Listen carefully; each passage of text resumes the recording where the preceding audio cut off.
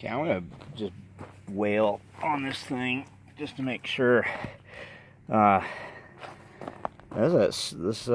make sure it's worth a shit. Let's get some fucking straight on cuts here.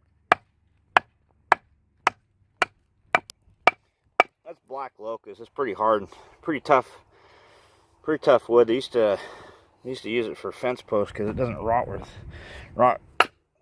hard as shit. Let's fucking really give it a. There you go, you fuckers.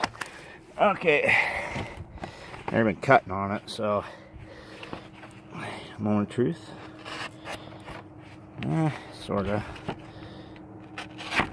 Okay, so the deal with this is,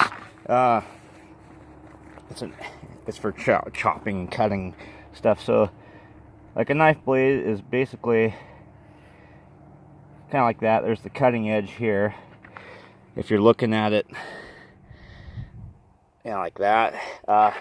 Axe's got more of a something like that on it. So that's why it's not a very good slicer, but it's not for slicing anyway. I want to test this out. That spike thing. So yep, I already got a piece of this is a chunk of stainless steel off old pottery kiln, and